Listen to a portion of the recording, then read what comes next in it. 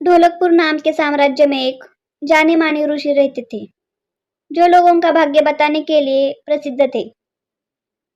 उस राज्य का हर व्यक्ति उन प्रसिद्ध ऋषि और उनके कौशल के बारे में जानता था। एक दिन उस ऋषि के बारे में वहां के राजा को भी पता चला। राजा के मन में भी अपने भविष्य को जानने की इच्छा होने लगी।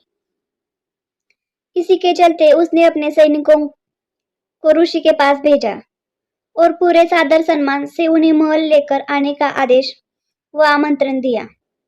राजा की आज्ञा के अनुसार सैनिक ऋषि के पास गए और ऋषि को राजा का आमंत्रण सुनाते हुए उनसे महल चलने की प्रार्थना करने लगे।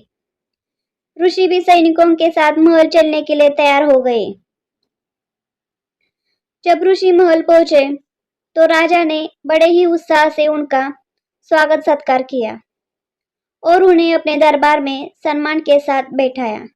जब ऋषि ने थोड़ा आराम कर लिया तो राजा ने ऋषि के सामने अपनी मन की इच्छा रखी और उनसे अपने भविष्य के बारे में पूछा। ऋषि ने राजा से उनकी जन्म कुंडली मंगाई और उसे ध्यान से देखने लगे।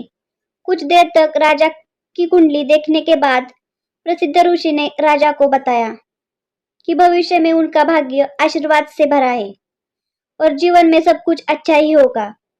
इस तरह ऋषि ने राजा के भाग्य के बारे में अच्छी अच्छी बातें बताई। राजा खुद से जुड़ी अच्छी भविष्यवाणी सुनकर बहुत प्रसन्न हुआ। उसने खुश होकर ऋषि को सोने और चांदी का उपहार दिया। इसके बाद राजा ने ऋषि से अपने भविष्य से जुड़े दुर्भाग्य के बारे में पूछा। उन्हें सुनकर राजा बहुत क्रोधित हो गया। वह गुस्से में ऋषि पर चिल्लाने लगा और धमकाते हुए कहा कि इतनी बेतुकी बातें करने की आपकी हिम्मत भी कैसे हुई। राजा ने गुस्सा होते हुए अपनी तलवार निकाली और ऋषि की तरफ इशारा करते हुए कहा कि अब मुझे मेरी मृत्यु का समय बताओ। ऋषि समझ चुका था कि राजा अपना दुर्भाग्य सुनकर उस पर क्रोधित हो गया है। राजा की मृत्यु वाली बातें सुन के ही वह शांति से कुछ गणना करने लगा। इसके बाद शांत स्वर में कहा, मेरी गणना और मेरा कौशल के अनुसार आपकी मृत्यु मेरी मृत्यु के ठीक 1 घंटे बाद होगी। राजा ऋषि की यह बात सुनकर हैरान हो गया।